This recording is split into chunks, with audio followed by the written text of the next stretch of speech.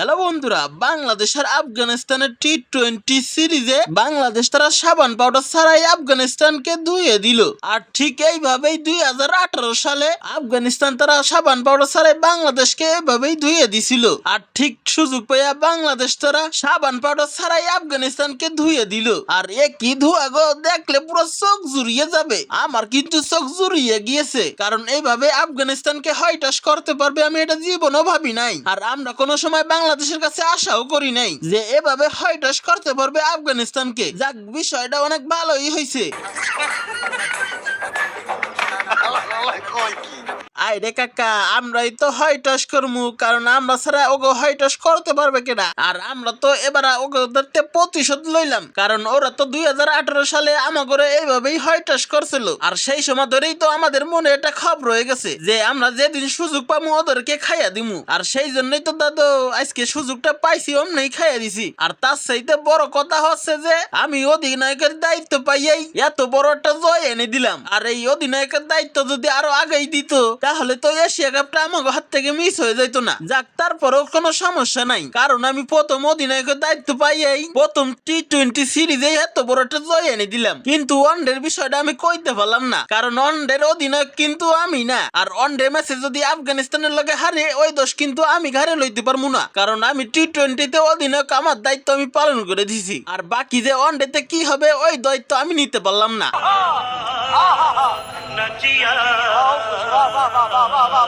আরে বেটা জাকির, তোর বেটা অত দায়িত্ব নেওয়া লাগতো না, কারণ আমি ভালো করেই জানি যে ওয়ানডে ম্যাচে কিভাবে অধিনায়কের দায়িত্ব পালন করতে হয়। আর সেই দায়িত্ব পালন করে এবার ওয়ানডেতেও আমরা হয়টস করে দিব। আর সেটা জাকির তোমার অত চিন্তা করা লাগতো না। আর তুমি মিয়া প্রথমে টি-20 তে অধিনায়কের দায়িত্ব পালন করিয়া একটা টি-20 সিরিজে হয়টস করছো, এতেই তুমি মিয়া আসমান জমিন হাতে পাইয়া গেছো। অত সহজ না দুদু, আমরা মিয়া এতদিন ধরে দায়িত্ব পালন করাইতেছি অধিনায়কের, তাই আমরা এত বড় বড় কথা কই না। আর তুমি মিয়া শুক্র 8 দিনে হয় নাই অধিনায়কের দায়িত্ব পাইছো, তাই তোমার এখনই এত বড় বড় কথা। আর 8 দিন তো বেটা পড়েই রইছে।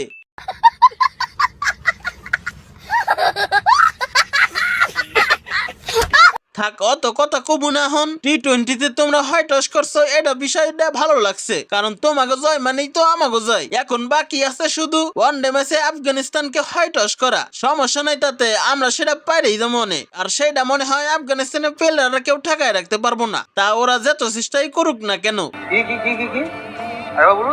আরে মনুরা, তোরা তো দেখতেছি আমাকে হয়টাস করার লেগে পাগল হয়ে গেছিস গা। অত সহজ না দুদুরা, তোমরা মিয়া আমাকে টি-20 তে হয়টাস করছো তাই মনে করছো নাকি যে ওয়ানডে তো আমাকে হয়টাস করবা? অত সহজ না রে দাদারা। আর তোমাকে আমরা 2018 সালে হয়টাস করছিলাম, আর সেইটার প্রতিশোধ নিয়ে তোমরা এখন নিলে, তাও আবার 6-7 বছর পরে। সমস্যা নাই তাতে, কারণ ম্যাচটা মিয়া এখন ডর হইল। আর বাকি থাকলো ওয়ানডেতে আমরা হয়টাস করা। ঠিক আছে দাদুরা, তাহলে তো আমরা ওয়ানডেতে তোমাদেরকে আমরা হয়টস করব। আর আশা করি যে তোমরা এটা কেউ ঠেকায় রাখতে পারবা না, তা তোমরা যত চেষ্টাই করো না কেন।